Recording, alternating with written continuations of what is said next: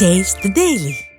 வேளாண்மை துறையில் திமுக அரசு செய்துள்ள குளறுபடிகளும் முறைகேடுகளும் கழக அரசு அமைந்தவுடன் சரி செய்யப்படும் என அதிமுக பொதுச் செயலாளரும் எதிர்க்கட்சித் தலைவருமான எடப்பாடி கே பழனிசாமி உறுதிபட தெரிவித்தார்.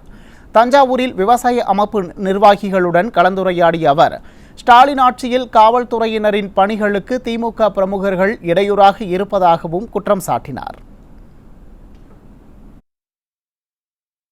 செய்யப்பட்ட அந்த நெல்லை அரசு நேரடி கொள்முதல் நிலையத்துக்கு கொண்டு சென்றால் உரிய நேரத்திலே அவர்கள் கொள்முதல் செய்யாத காரணத்தினாலே திறந்த வெளியில் அடுக்கி வைத்து அந்த நெல் மூட்டைகள் எல்லாம் நனைந்து நெல்மணிகள் முளைத்து விவசாயிகள் பெரும் நஷ்டத்துக்கு உள்ளதாக சொன்னார்கள். எதிர்காலத்தில் அப்படிப்பட்ட நிலைமை இருக்காது.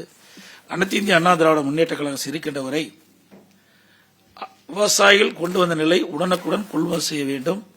அவருடைய வங்கியில் உடனுக்குடன் அந்த உண்டான தொகையை செலுத்த வேண்டும் என்று உத்தரவு பிறப்பித்து முறையாக செயல்பட்டு வந்தது.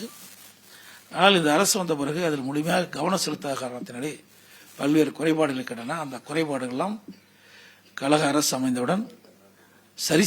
அந்த மேட்டூரிலிருந்து கடலை கலக்கின்ற வரை 4 இடத்துல தேர்வு செஞ்ச தடுப்பணை கட்டுறது. ஏன்னா நம்ம தடுப்பணை கட்டினா இப்ப உபரி நீர் மேட்டூர் அணையிலிருந்து திறக்கப்படுகின்ற உபரி நீர் போய் நேராக கடல்ல கலக்குது, வீணா போகுது. அப்போ இப்படி உபரி நீர் வருகின்ற பொழுது தடுப்பணை மூலமாக சேமித்து வைக்கப்பட்டு விவசாயத்திற்கோ அல்லது குடிநீரத்திற்கோ பயன்படுத்த முடியும் என்ற அடிப்படையில் தான் நாங்கள் இதெல்லாம் திட்டமிட்டு செயல்படுத்தினோம்.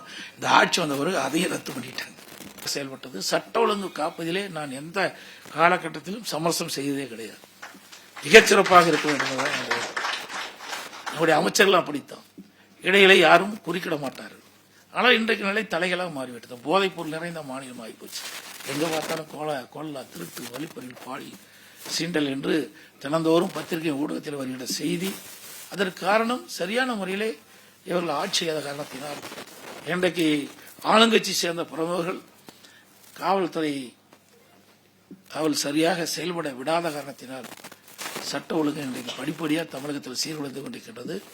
இன்றைக்கு ஸ்காட்லாந்து இணையாக போற்றப்பட்ட காவல்துறை இன்றைக்கு மெல்ல மெல்ல தேய்ந்து இன்றைக்கு மக்கள் அச்சப்படுகின்ற அளவிற்கு தமிழகத்தில் வாழ்கின்ற சூழ்நிலை ஏற்பட்டுகின்றது.